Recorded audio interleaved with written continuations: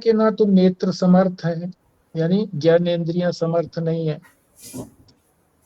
वाणी भी समर्थ नहीं है, वाणी भी नहीं कर पाएगी, उससे आत्मा का दर्शन नहीं होता। तो वाणी से फिर सारी कर्मेंद्रियों को लगा लो।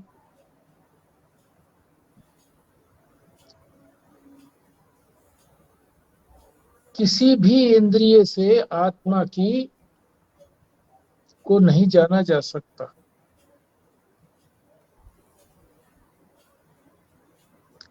मन भी एक इंद्रिय है, मन से भी नहीं जाना जा सकता। फिर कहा था कि तप से भी, तप की भी वहां तक गति नहीं है।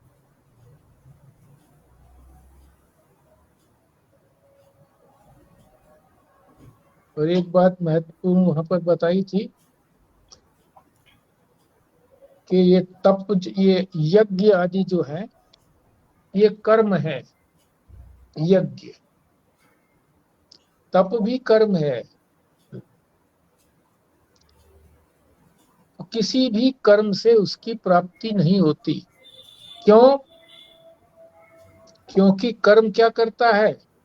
बताइए, सभी बताइए, कौन बताता है? अंतःकरण को शुद्ध करता है। और बोले कोई? किसी चीज को बना सकता है, बिगाड़ सकता है, और विकृत कर सकता है, और खत्म कर सकता है, तोड़ सकता है, काला रंग कर सकता है। ऐसे ये कर्म जो है किसी चीज को बदल सकता है।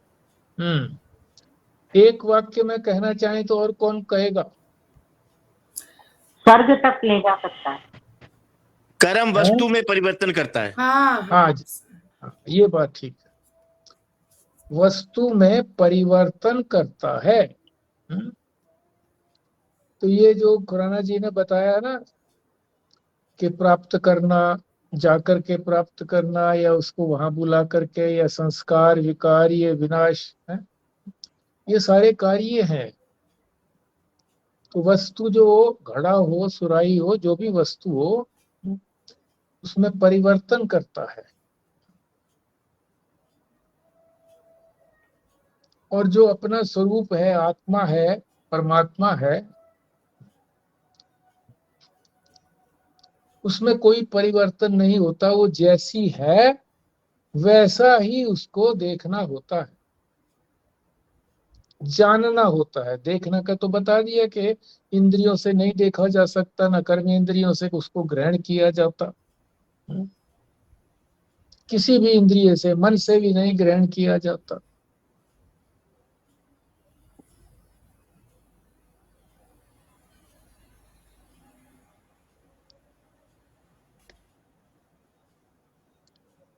तो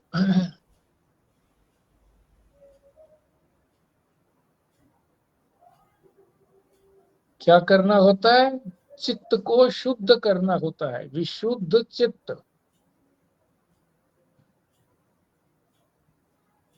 यदि उस निष्कल ब्रह्म के ध्यान का प्रयत्न करता है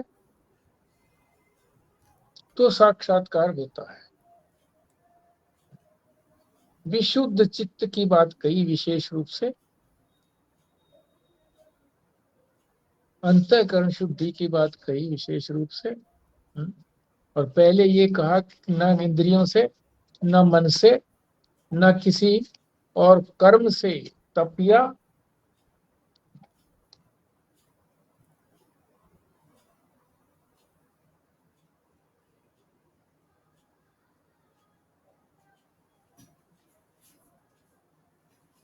और ध्यान और निध्यासन में भी अंतर बताया कि ध्यान तो अपने से अलग वस्तु का ध्यान किया जाता है। अपने ध्यान के लिए ध्यान नहीं कहेंगे, उसे निध्यासन कहेंगे। मगर निध्यासन भी तभी कहेंगे जब हम अपनी आत्मा को इस शरीर, इंद्रिय, अंतःकरण से अलग करके जान लेंगे। फिर उसका अपना ही जो स्वरूप है उसमें बैठेंगे, और बार बार जब स्वरूप से डिगेंगे फिर प्रयत्न करके बैठेंगे, उसको कहा है निधिध्यासन। निधिध्यासन यानी अपना ही ध्यान करना, अपने आप को ही देखना, ध्यान न कह करके अपने आप को ही देखना या अपने आप को ही अनुभव करना। ये मोटे रूप से कल की वार्ता का 8वें श्लोक का सार हो गया। आज जो है, जो आत्म साक्षात्कार की बात बताई थी कि वो चित्त के शुद्ध होने से दर्शन होते हैं, तो यहाँ फिर क्या बता रहे हैं कि उसका ध्यान कहाँ किया जाए। एक तो ये बात समझनी है, कैसे किया जाए, दूसरी बात किस प्रकार किया जाए।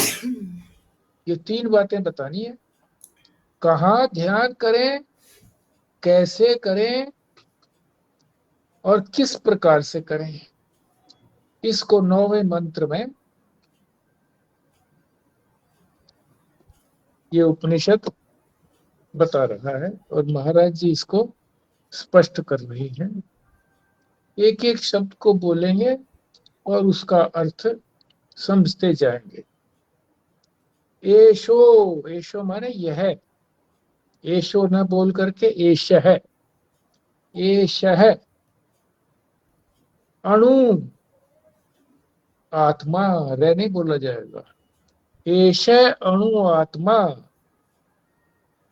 एश माने यह, अणु माने सूक्ष्म और आत्मा। इस शरीर के भीतर यह सूक्ष्म आत्मा, कौन सा पेज है भाई साहब? हाँ ये 354।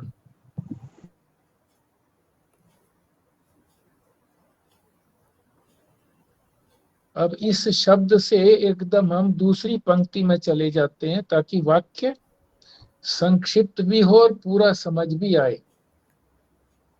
शरीर के भीतर यह सूक्ष्म आत्मा, आत्मा अति सूक्ष्म है इसीलिए अणु कहा है, इससे सूक्ष्म और कुछ नहीं है। अणु भी सूक्ष्म नहीं है, अणु परमाणु सूक्ष्म नहीं है, उससे भी अनंत गुना सूक्ष्म है। इसी शरीर के भीतर ऐसे माने यह, ये सूक्ष्म शरीर आत्मा, ये सूक्ष्म आत्मा, दूसरी पंक्ति में प्राण से शुरू करेंगे। ये प्राण 5 कर्मेंद्रियां, 5 ज्ञानेंद्रियां प्रविष्ट हैं।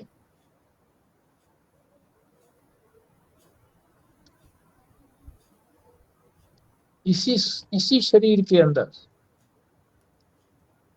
तो शरीर को केवल स्थूल ही मत समझे, सूक्ष्म भी समझे कि शरीर के भीतर यह सूक्ष्म आत्मा, प्राण और पंचधा, पंचधा में 5 ज्ञानेंद्रियां भी और 5 कर्मेंद्रियां भी,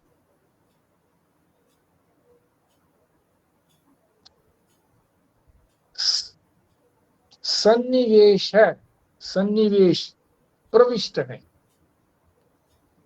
फिर सुनो, इसी शरीर के भीतर यह सूक्ष्म आत्मा, प्राण, 10 इंद्रियां कह दो, 5 ज्ञानेंद्रियां, 5 कर्मेंद्रियां प्रविष्ट है।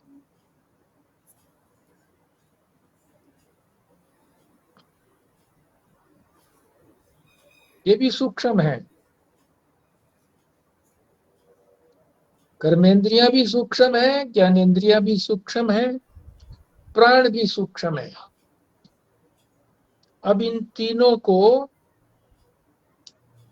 एक न समझ करके, प्राण को एक न समझ करके पांच समझिए, कर्मेंद्रिय को एक न समझ करके पांच कर्मेंद्रियां समझिए, ज्ञानेंद्रिय को भी पांच ज्ञानेंद्रियां समझिए, कि पांच प्राण कौन से हैं? पांच प्राण, प्राण जो हमारे हृदय में है, प्राण देखते जाइए आप, जो हमारे हृदय में है। अपान, इन्होंने क्रम बदल दिया है प्राण अपान कह करके, मैं तो इस तरह से याद रखा हुआ है, प्राण के बाद उदान, कंठ, कंठ में चले गए, उदान माने कंठ,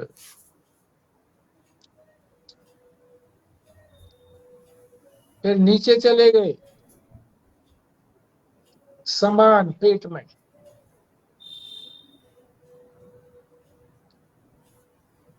फिर और नीचे चले गए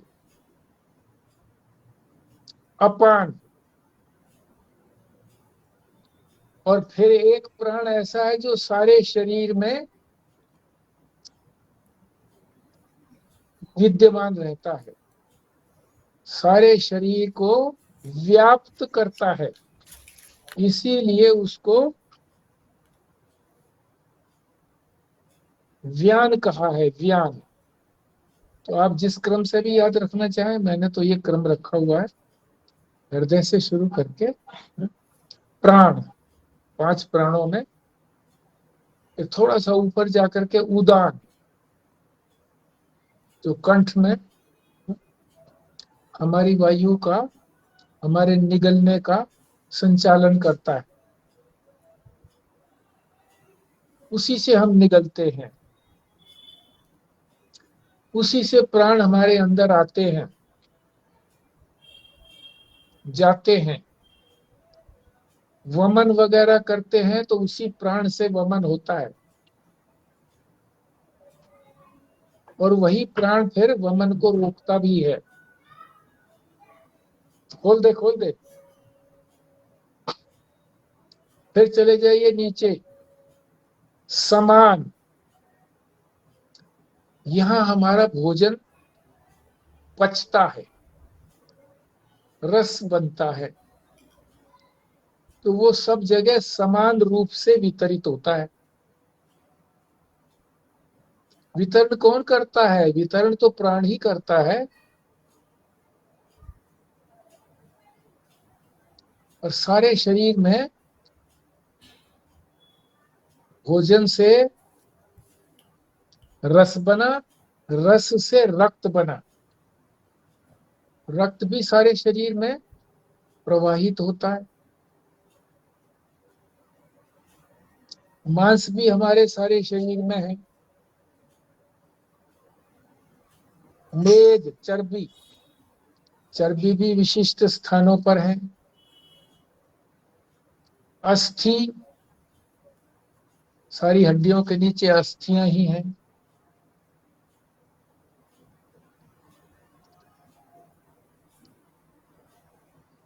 रस, सात धातु है ये, रस, रक्त, मांस, मेद, अस्थि, मज्जा, जो पीले पीले रंग की होती है हड्डी के अंदर, हड्डी के अंदर सुराख होते हैं, खोखली होती है हड्डी, मज्जा बोलते हैं उसको। और सातवीं धातु है शुक्र, वो अंतिम धातु है और अत्यंत शक्तिशाली है, उसी से शरीर की शक्ति बनी रहती है। यहाँ तो नहीं कहा गया है, पर ये प्रसंग आया तो आपको बता दिया है कि समान में, समान तो इतना ही कार्य करता है कि भोजन को पचाता है, फिर उसको सारे शरीर में रक्त बन करके, रस और रक्त बन के पहुंचा देता है।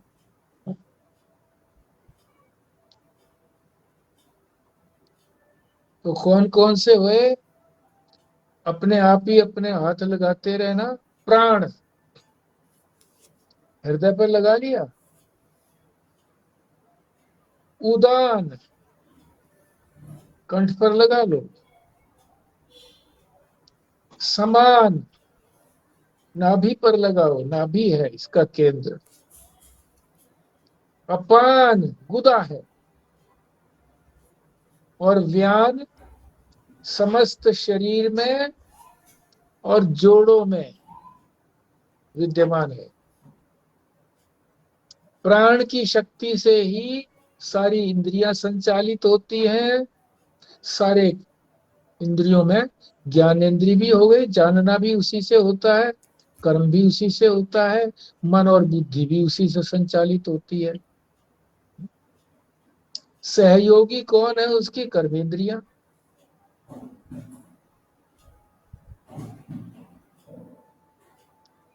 तो क्या हुआ? इस शरीर के भीतर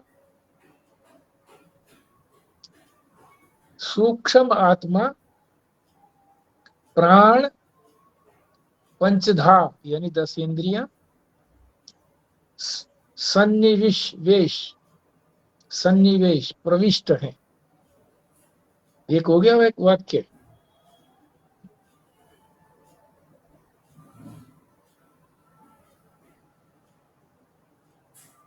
यस्मिन, अब जो नीचे की पंक्ति है ना दूसरी वाली, उसका पहला शब्द यस्मिन, जिसमें,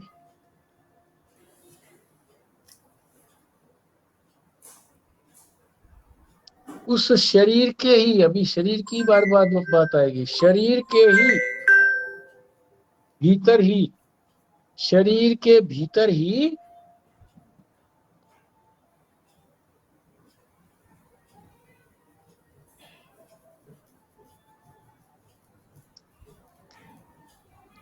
चेतसा, चेतसा माने विशुद्ध विज्ञान। केवल ज्ञान ही ज्ञान नहीं, विज्ञान अनुभव।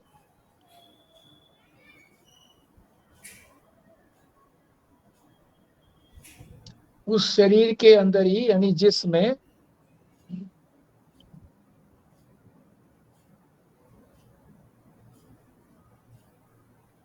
उस शरीर के भीतर ही विशुद्ध विज्ञान, वेदितव्यो, वेदितव्यो का अर्थ होता है जानने योग्य। वेदित अगर होता वेदित तो जानना होता, अब वेदितव्यो जानने योग्य, यानी उसको जाना ही जाना चाहिए, जान ही लेना चाहिए। किसको? विशुद्ध ज्ञान को। वही तो हमारा अंतिम विज्ञान है, हमारा अंतिम अपरोक्ष अनुभूति है। क्या? विशुद्ध ज्ञान जिसमें कोई मल नहीं है। उस विशुद्ध को वेदितव्यो, वही जानने योग्य है। उस शरीर के भीतर ही विशुद्ध विज्ञान के द्वारा, यानी विशुद्ध विज्ञान ही जानने योग्य है। आगे चलते हैं। तीसरी पंक्ति, अब 2 तो हो गई है संपूर्ण, सबके अर्थ हो गए हैं शब्दों के। तीसरी पंक्ति में प्राणय, तो यहाँ प्राणय का अर्थ तीनों ने दिया है इंद्रियों द्वारा। उससे इंद्रियों द्वारा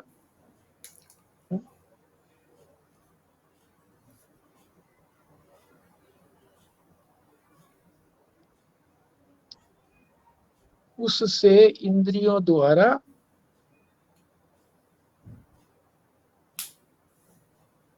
अब आगे जो अंतिम शब्द है इसमें प्रजा नाम यानी प्रजा वर्ग, जनता सारी,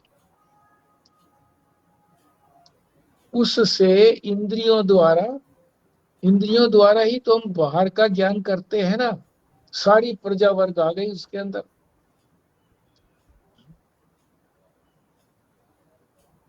प्रजा वर्ग के सर्वम ओत, सर्वम ओत, ये बड़ी देर से समझ में आया मेरे को। सर्वम ओत, सर्वम का तो मतलब हो गया सब। सब क्या? चित्त, सारे ही चित्त। किसके? प्रजा वर्ग के। अपना अपना चित्त नहीं, इंद्रियां ही सबके चित्त, सब प्रजा वर्ग के चित्त इंद्रियों के द्वारा। ओत माने ओत प्रोत, ओत के साथ ओत प्रोत शब्द याद आ गया कि ओत है तो इसमें प्रोत भी है, पिरोया हुआ है। पिरोया हुआ कहो या व्याप्त कहो, सबके चित्त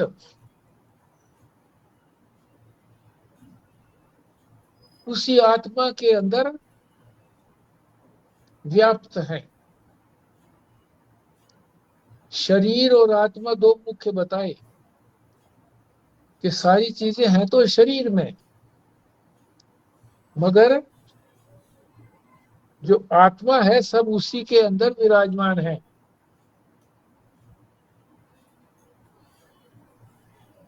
अंतिम पंक्ति, जिस यस्मिन यानी जिस विशुद्धे,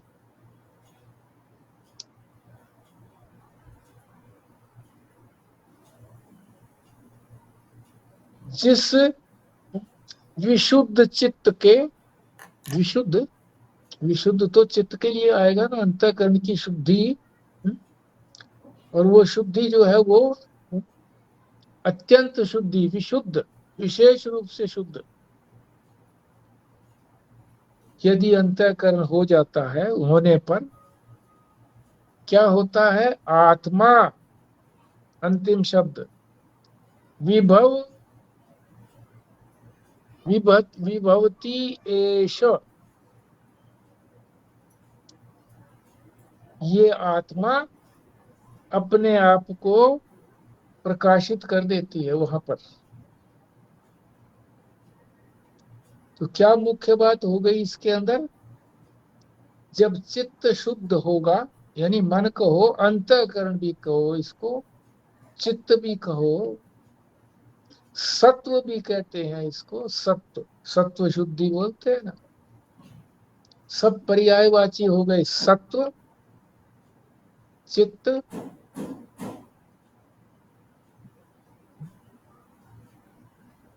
और क्या बताया था?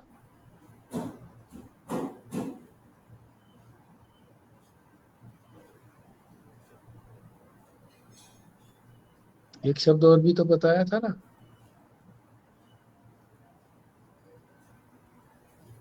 चलो,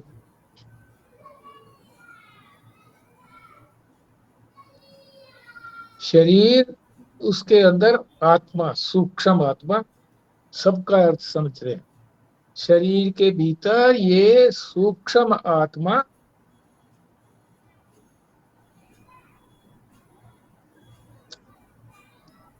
जिसमें प्राण, वही 5 प्राण और पंचधा, दोनों प्रकार की 5 इंद्रियां सन्निवेश प्रविष्ट है।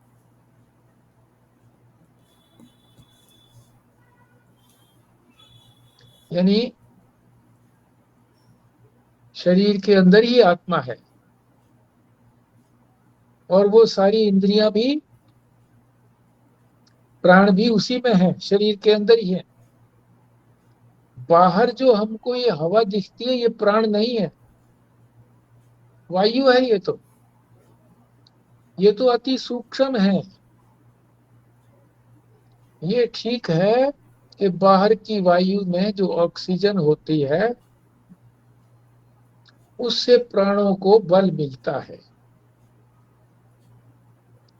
पर बल देने वाले तो ये प्राण हैं, इनके बिना बल नहीं मिलेगा। जो वायु है ये तो मिक्स है, सब सब तरह की गैसों का और पार्टिकल्स का, सबका। फिर अगली दो पंक्तियों का क्या है? उससे इंद्रियों द्वारा, प्राणी का मतलब इंद्रियों द्वारा जानने योग्य, एक शब्द रह गया था इसमें, जानने योग्य कौन है? वेदितव्यो। क्या है जानने योग्य? चेतसा विशुद्ध ज्ञान।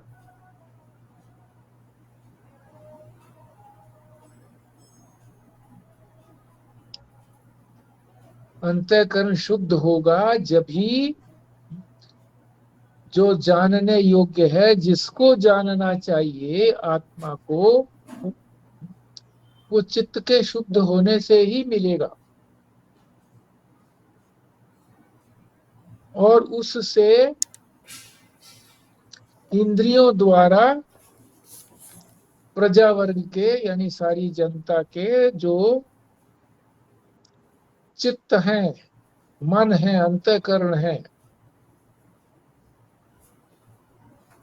सबके ओतप्रोत हैं, व्याप्त हैं।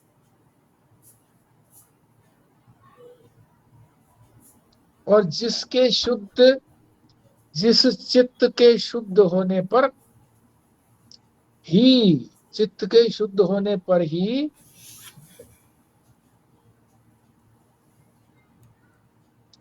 आत्म रूप से यानी मैं रूप से, कौन सा मैं? शुद्ध रूप से आत्मा अपने आप को प्रकाशित करता है, आत्मा अपने आप को प्रकट करता है, उससे पहले नहीं करता है। तो वहीं पर इसी शरीर के अंदर, पर प्रकट कब करेगा? जब उसका चित्त शुद्ध होगा। और चित्त शुद्ध ही उस आत्मा को जानने के योग्य है। आत्मा जो जानने के योग्य है वो उस शुद्ध चित्त द्वारा ही जानी जाएगी। उससे पहले ये बता दिया कि इसी शरीर के अंदर इंद्रियां भी हैं, प्राण भी हैं। अब बार बार पांच कहने की जरूरत नहीं है। इंद्रियां भी हैं, प्राण भी हैं, उसी में प्रविष्ट है। और सारी प्रजा वर्ग के जो चित्त हैं, मन है, अंतःकरण है,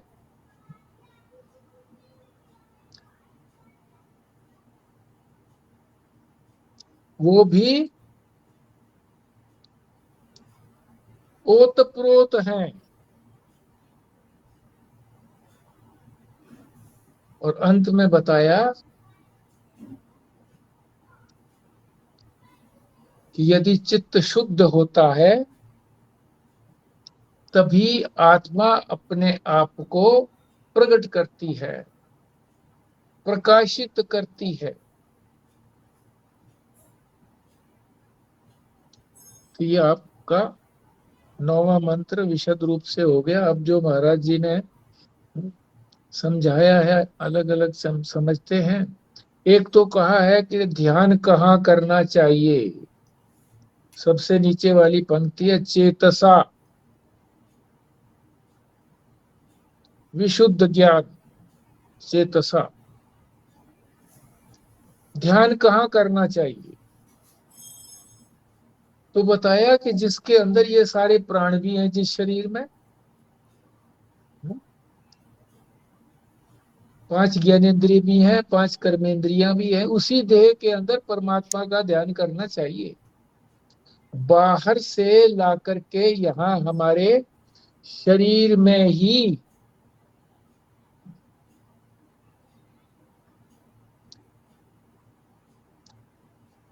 समेट दिया कि अपने ध्यान को, अपने मन को यहां ला करके परमात्मा का ध्यान करो। मन इधर उधर मत भटकाओ सारी दुनिया में। आज जो है ना, मैंने इतने वो 12 ज्योतिर्लिंग कर लिए, चारों धाम कर लिए, ठीक है, ये पुण्य कार्य है। पुण्य कार्यों के बढ़ने से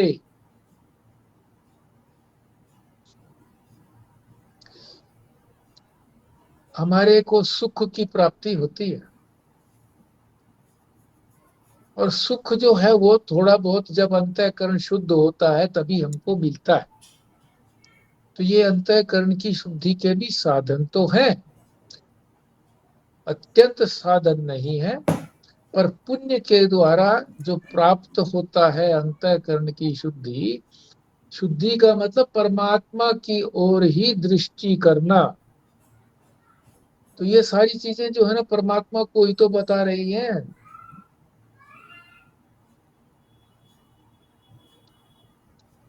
कि वहां पर परमात्मा किसी न किसी रूप में विद्यमान है, 12 ज्योतिर्लिंगों के रूप में विद्यमान है। ये कहानियां सारी हमारे पुराणों में वर्णित हैं। वेदांत उन कहानियों को ज्यादा नहीं कहता। वो ये उम्मीद करता है कि पुराण पहले पढ़ लिए हैं, तभी तो परमात्मा के स्वरूप को, आत्मा के स्वरूप को जानने की इच्छा हुई है। तो वो कथाएं जो है ना पढ़ करके भी जागृति होती है कि उन चीजों को देखें जहां जहां परमात्मा अनेक रूपों से दिखाई पड़ता है। इससे यह भी होता है कि परमात्मा सर्वत्र व्यापक है। नहीं तो कहेंगे ये परमात्मा दिखता तो कहीं है नहीं। भाई सर्वत्र जो चीज व्यापक है, उस सर्वत्र को तुम कैसे देख सकते हो? आंख तो तुम्हारी थोड़ा ही देख पाती है। जहां ये 12 ज्योतिर्लिंग है वहां हमारी आंख यहाँ बैठे बैठे किसी की भी आंख वहां नहीं पहुंच सकती। 4 धामों में भी आंख नहीं पहुंच सकती।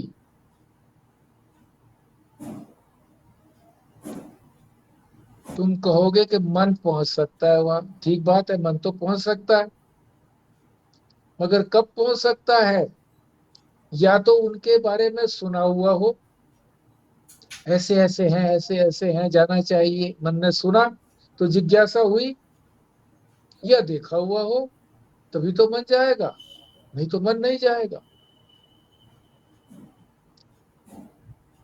मन सूक्ष्म है इसलिए जाएगा, मगर मन जो है वो, आत्मा जो है मन से भी अति सूक्ष्म है। मन आत्मा तक नहीं पहुंच सकता, बुद्धि आत्मा तक नहीं पहुंच सकती है? यही तो बताया गया पीछे।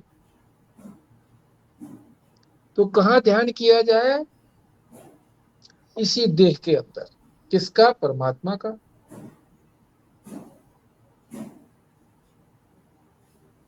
फिर आगे बता रहे कैसे ध्यान किया जाए। 3 ही तो बातें थी इसके अंदर। कैसे ध्यान किया जाए, कहाँ, कैसे और किस प्रकार से। तो कहाँ ध्यान का तो बता दिया कि शरीर के अंदर ही ध्यान किया जाए परमात्मा का। ध्यान तो परमात्मा का करना है। अभी अपने ध्यान की तो बात आई नहीं है। वो तो जब हमारा निश्चय हो जाता है तब वो निधिध्यासन होता है। अभी तो ध्यान की ही बात हो रही है। कैसे किया जाए? हमारा जो चित्त है, मन ही तो ध्यान करेगा, चित्त ही तो ध्यान करेगा। चित्त कहो, मन कहो, अंतःकरण कहो, सत्व कहो,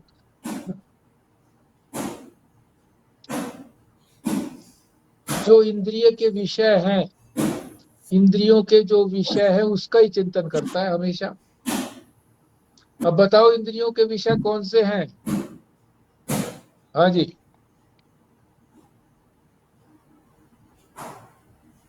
रूप रस गंध स्पर्श और और ठीक है, 5 विषय हैं, शब्द स्पर्श रूप रस गंध है, ये विषय हो गए। इंद्रियां इन विषयों की तरफ ही भागती हैं। सारा संसार इन विषयों वाला ही तो है। विषय कहो पदार्थ कहो, विषय तो है, ये पदार्थ है, इधर ही भागती है, क्योंकि ब्रह्मा जी ने इनका मुख इधर ही किया था। भागती है, स्वभाव से भागती है। तो क्या करना है? इंद्रियों को इन विषयों से हटाओ, पृथक करो। इंद्रियां तो उधर भागेंगी। चाहे ब्रह्मा जी ने इनका इधर मुख किया है, पर हमें बड़ी शक्ति मिली हुई है परमात्मा से कि जीव क्या कुछ नहीं कर सकता। दरियाओं का मुख मोड़ सकता है,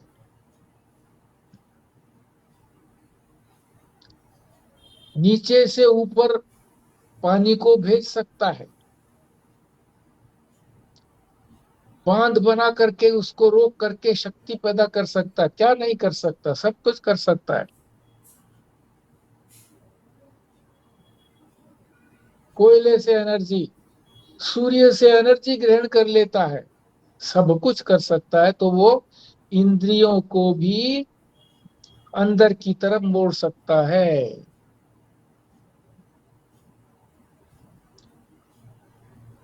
तो इंद्रियों के साथ हमारा चित्त भी जाता है, मन, क्योंकि मन के जाए बिना इंटरप्रिटेशन नहीं होती। इंद्रियां तो केवल देखती भर हैं, बस उनकी तो आदत देखने की है। टीका टिप्पणी इंटरप्रिटेशन जो है वो तो मन करता है कि अच्छी है या बुरी। तो इसको घसीट ले जाती है इंद्रियां, हालांकि मन के अधीन है इंद्रियां। मन चाहे तो इंद्रियों को इधर मोड़ सकता है, पर चूंकि इसको भी आदत डाल दी है इंद्रियों ने कि बाहर तो बड़े मधुर शब्द हैं, उनको सुनो, मुलायम मुलायम है,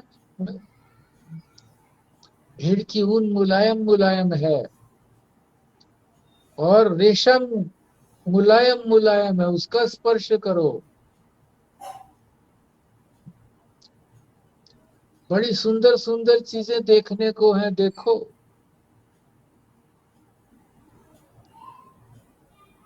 रस, सभी पदार्थों के अंदर रस है, उनका रसास्वादन करो। अरे गंध भी है, अनेक पौधों के अंदर, अनेक वस्तुओं के अंदर गंध भी है।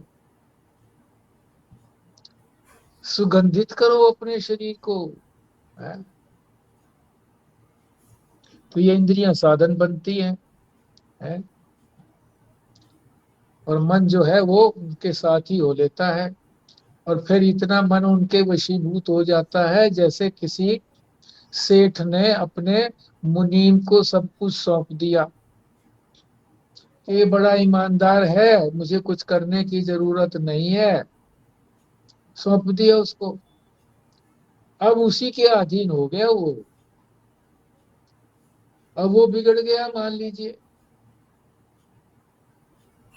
तो समझदार सेठ जो है उसको एकदम नहीं निकालता, कुछ कुछ अपने पास ले लेता है ताकि मेरा थोड़ा सा इन विषय पर कंट्रोल रहे, थोड़ा बहुत धीरे धीरे बढ़ा करके फिर उससे सारा कंट्रोल ले लेता है।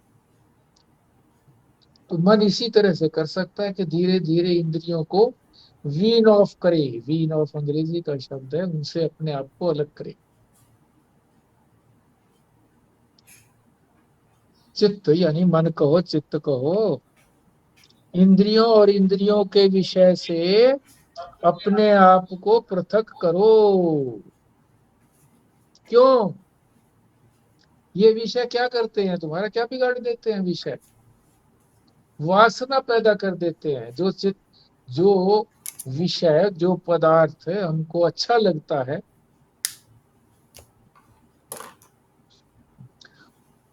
उसकी मन में भावना होती है फिर मिले, फिर मिले, ये वासना कहलाती है। जब इच्छा तीव्र हो जाती है तो उसी को वासना कह देते हैं। एक बार आपने बताया भी था कि जैसे विषय को भोगने की इच्छा होती है और उनको भोगते भोगते हम खुद ही पूरा भुग जाते हैं। हाँ, हाँ, हमारा भी विनाश होता है। उसी में लगे रहे तो विनाश ही है ये। विषय ही तो विष है। ये हाँ, धीरे विष धीरे रूप आदमी है, को खत्म करते हैं। विष रूप है, मगर इनको स्लो पॉइजन समझना चाहिए कि ये पता नहीं लगता कि भाई ये हमारा को नष्ट करेंगे। अब जैसे बहुत सी चीजें हैं जो पैकअप चीजें आती हैं, उसके अंदर प्रिजर्वेटिव रखते हैं, और चीजें हैं, तो उनके अंदर भी हमारे शरीर के उपयोगी वस्तु नहीं होती कुछ। तो वो भी हमको खाते हैं। जब हमारा ज्यादा इधर रुचि बढ़ जाती है तो धीरे धीरे करके वो हमारे अंदर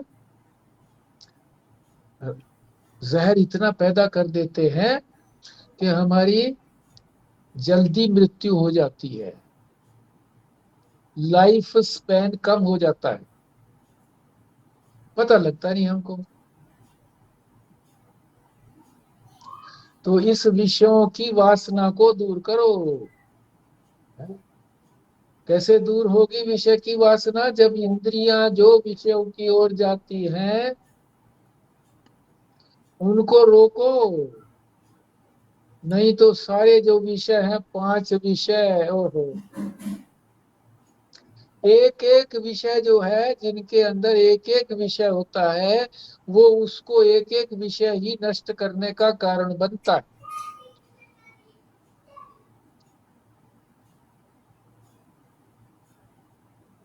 शब्द, स्पर्श, रूप, रस, गंध, इन सब के विषय हैं अलग अलग। शब्द किसको मारता है? हिरण को।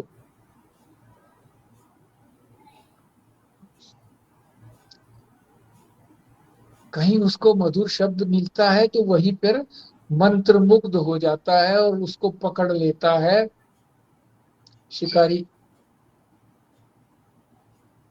स्पर्श, स्पर्शेंद्रिय, सबसे प्रबल स्पर्शेंद्रिय हमारी मूत्रेंद्रिय है। हाथी को मृत्यु के गड्ढे में डाल देता है। कैसे? हाथी को पकड़ने वाले गड्ढा खोद करके बड़ा, उसको हल्की हल्की लकड़ियों से ऊपर घास फूस बिछा करके घास फूस की हथेली खड़ा कर देते हैं। दूर से हाथी देखता है तो वो भागता हुआ आता है, पैर रखता है और गड्ढे में गिर जाता है। फिर उसको पकड़ लिया जाता है, बंदी बना लिया जाता है। इस स्पर्शेंद्रिय से ही हम भी बंदी बने हुए हैं। संतानोत्पत्ति करते हैं, फिर उनके मोह में मरे रहते हैं आखिर तक,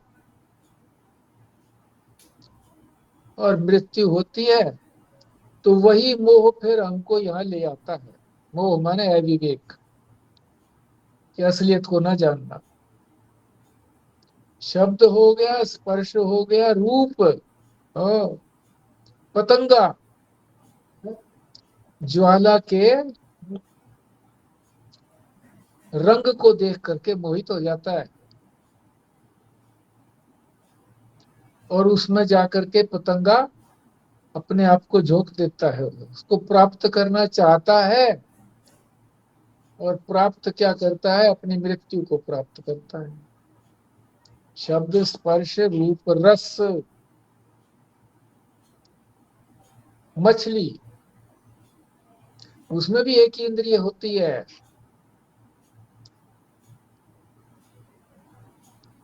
वो क्या करती है,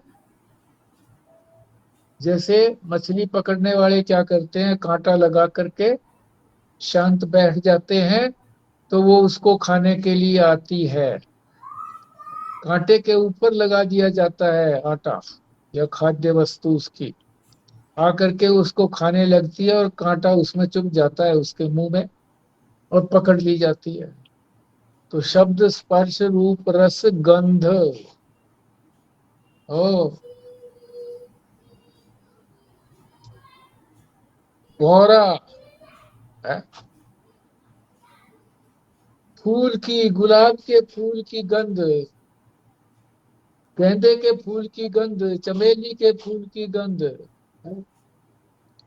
इनको, इनसे आकर्षित होकर के उस पर बैठता है। सूर्य निकला होता है तब फूल खिल जाते हैं निकलते ही, उस पर बैठ करके रस लेता है। सूर्य छुप जाता है तो वो बंद हो जाता है, फूल बंद हो जाता है, अपनी पंखुड़ियों को बंद कर देता है,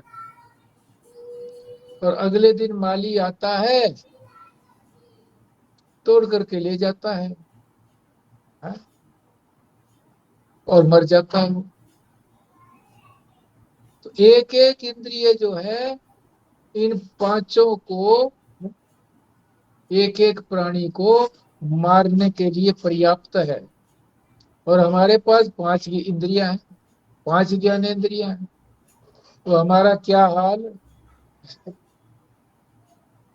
बड़ा बुरा हाल।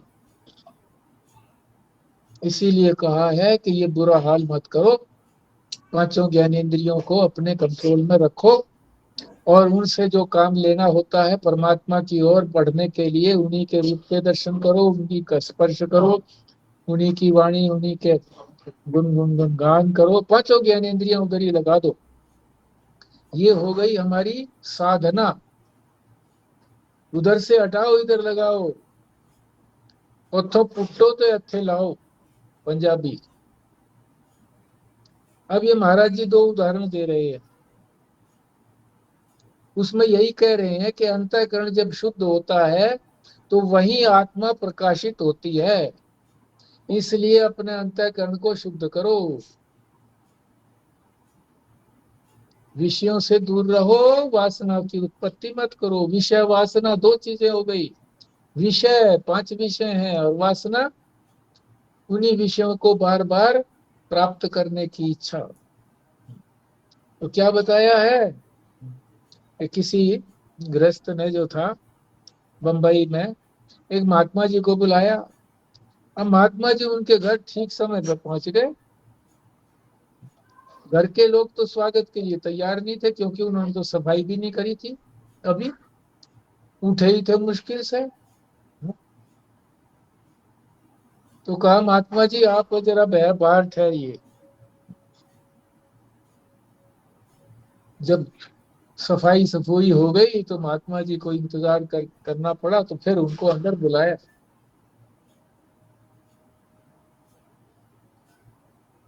इसी तरह से जब अंतःकरण शुद्ध होता है तभी उसका स्वागत किया जाता है आत्मा का।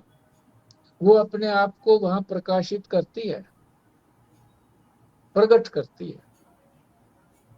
इसी तरह से पुरी के शंकराचार्य जी को कानपुर आना था। सीधे स्वभाव के महात्मा थे, ये नहीं थे। सीधे स्वभाव कह दिया तो कोई और दूसरे महात्मा होंगे इनसे पहले।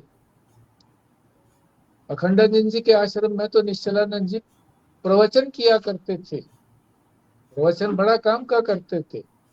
उसी समय के प्रवचन को सुनने के योग्य हैं, बाद के प्रवचनों में इतना नहीं है। तो वो सरल थे,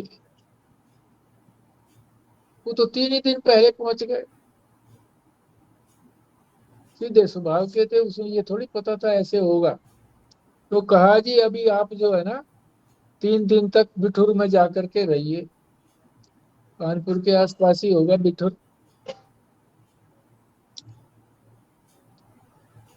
आपको कानपुर तो निश्चित समय पर ही आना है रोज।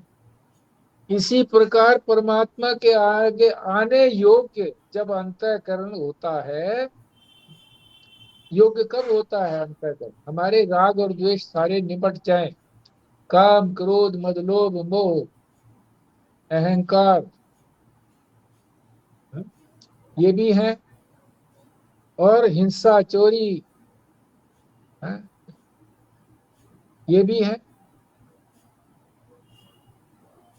अगर इनके होते होते आत्मा वहां आ गई तो वो तो ये समझेगा कि अब तो मैं ब्रह्म हो गया। अब ब्रह्म हो गया तो ब्रह्म को जो है ना कोई रुकावट नहीं है, कुछ भी करने की, वो तो स्वच्छंद हो जाता है, शास्त्र उसके ऊपर नियंत्रण नहीं रखता क्योंकि वो ब्रह्म है। पर प्राय वो करता नहीं है ऐसा, क्यों? कि उसने जो कुछ पहले किया हुआ है, अपने अंतःकरण को शुद्ध किया हुआ है, वो शास्त्र से विपरीत चल ही नहीं सकता, इसलिए वो चलता नहीं है, विपरीत नहीं चलता है। अगर अंतःकरण में बिना शुद्ध हुए आत्मा आ जाती है, परमात्मा आ जाते हैं, तो वो समझता कि मैं तो ब्रह्म हो गया, जो चाहूं करूं। तो अनाचार ही करेगा, जो आचरण शास्त्र बताता वो नहीं करेगा, उसके विपरीत करेगा। इसीलिए चित्त की शुद्धि के पश्चात ही आत्मा अपने आप को प्रकट करता है, व्यक्त करता है। ठीक है जी, अब ये 3 बातें बता दी हैं आज। एक तो बताइए कि कहाँ ध्यान किया जाए, दूसरा कैसे किया जाए, किस प्रकार किया जाए, और फिर आत्मा कहाँ प्रकट होगी। ठीक है जी, ये संपूर्ण हुआ। तो आपने कुछ पूछना हो तो पूछिए भाई, नहीं तो संजीव शर्मा से हम 2 दिन तक कहते रहे हैं कि भाई अपना वहाँ का अनुभव सुनाइए, तो आप सुनाइए। 2-4 मिनट ज्यादा भी हो जाए तो कोई आपत्ति की बात हम लोगों को नहीं है। हाँ जी।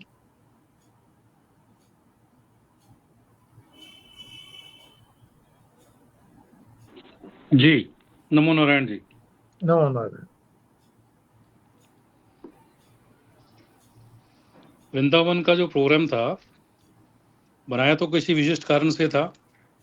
उसका बिटिया का जन्मदिन था, एक भजन संध्या भी उस दिनों में पड़ रही थी इतवार को, तो और स्वामी जी के दर्शन नहीं हुए थे काफ़ी समय से, उनका आशीर्वाद लेना था।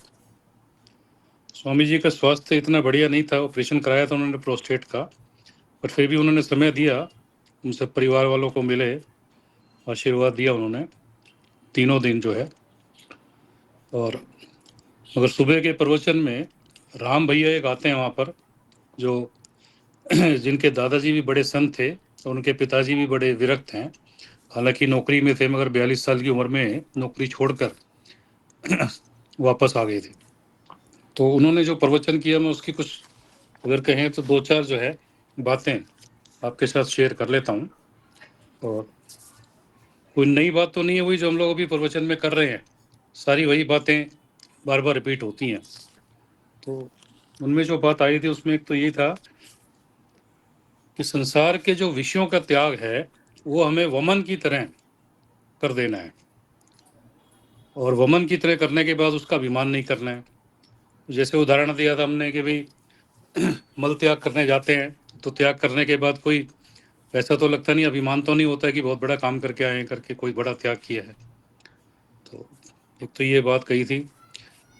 और जो उपाधि हैं उनका भी त्याग कर दें, मतलब छोड़ने के बाद उसकी याद भी ना आए। उन्होंने उनका दृष्टांत दिया था, उनके पिताजी एग्जीक्यूटिव इंजीनियर थे, 42 साल की उम्र में जब छोड़कर आ गए, उससे पहले भी ऑफिस में जाते थे तो कुर्ता पजामा और बाल मुंडाई करके जाते थे, और कोई अभिवादन करता तो हरे कृष्णा ही करते थे वो। मगर रिजाइन करने के बाद जब वापस भी आ गए तो उन्होंने कभी आज तक ये नहीं कहा कि जी मैं एग्जीक्यूटिव इंजीनियर था, वहाँ पर बड़ा अफसर था इस तरह का, तो इस तरह का आश्रय नहीं लिया। मतलब उपाधि का त्याग करने के बाद भी कभी याद भी नहीं आई इस तरह की। दूसरा, कई बार ये साधकों को ये भी होता है कि जी भगवान का सुख तो मिला नहीं है अभी, और संसार का रस अगर छोड़ दें तो जीवन नीरस तो नहीं हो जाएगा। तो परमात्मा ये आश्वासन देते हैं कि मेरी ओर आओ तो सही, मेरा स्मरण चिंतन, क्योंकि परमात्मा स्वरूप आनंद स्वरूप है। कहते मेरी तरफ आओगे, स्मरण चिंतन करोगे तो ऐसा आनंद आएगा मेरा नाम जप करने में, स्मरण करने में, जो संसार के जो आनंद से, आनंद के संसार का जो सुख है उसका कहीं नामो निशान नहीं है। एक बात और बताई उन्होंने कि जीव से कर्म नहीं, कार्य नहीं होता है, कार्य तो हाथ से ही करना होता है। फिर एक बात कही कि परमात्मा निरावरण है, तो हमें उसकी प्राप्ति के लिए हमारे चित्त पर भी कोई आवरण ना रहे। उसको उदाहरण दिया, जैसे कपट नहीं करना, जैसे रामायण में भी उसमें आया तुलसीदास जी ने, निर्मल मन सोई जन मोहि भावा, मोहि कपट छल छिद्र न भावा।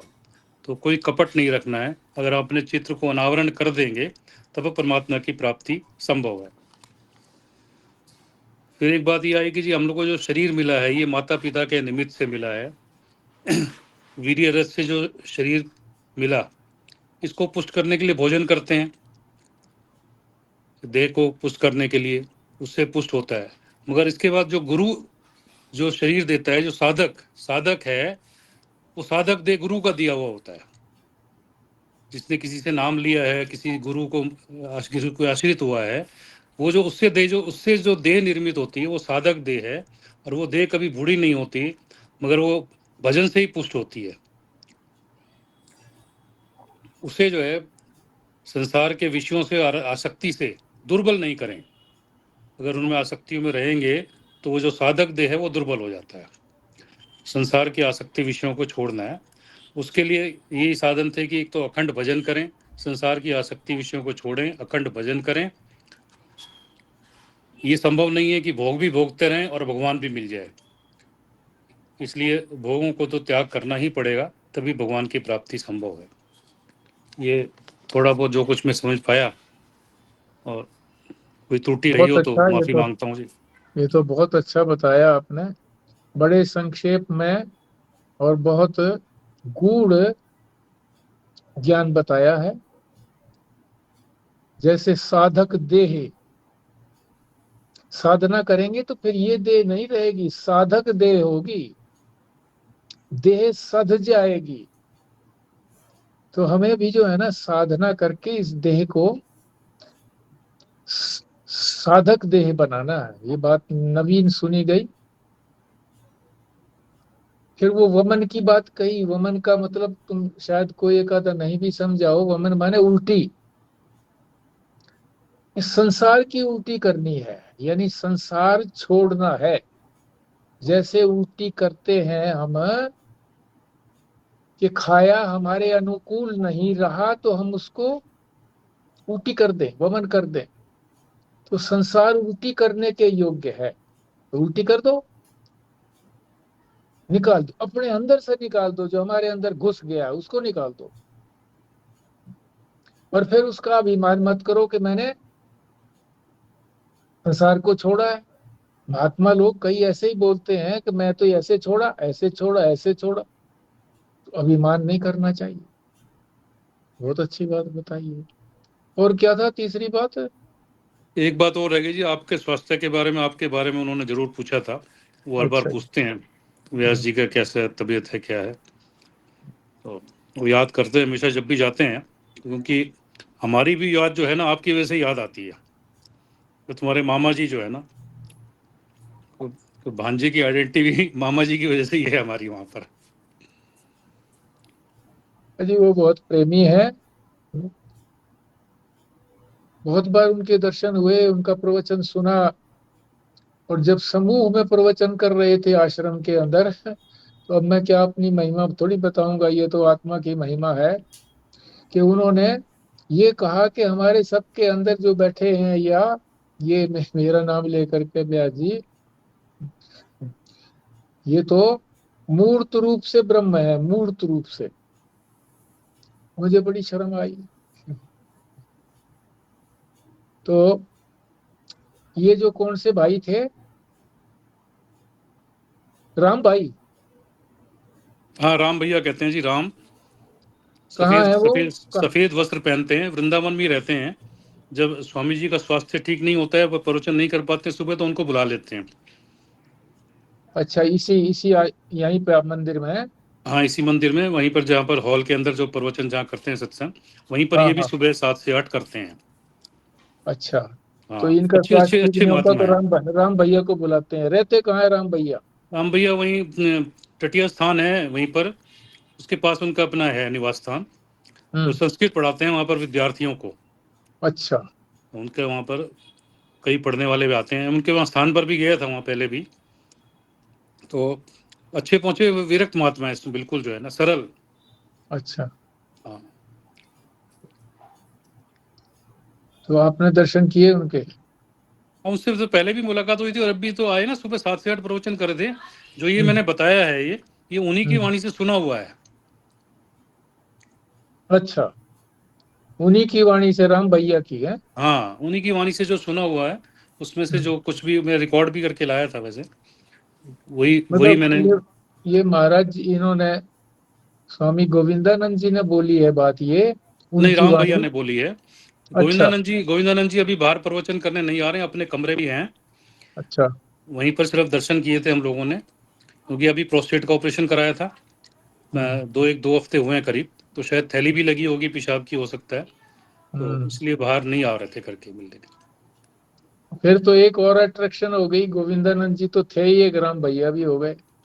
जी, तो वहाँ संस्कृत पढ़ाते हैं, तो वहां जाकर के भी तो दर्शन कर सकते हैं, उनसे कुछ सुन सकते हैं, उनका आशीर्वाद बिल्कुल कर सकते हैं। प्रवचन। वो तो मैं उनके घर चला गया था पिछली बार, एड्रेस लेकर के। मेरे पास नंबर, फ़ोन नंबर, एड्रेस है उनका घर का।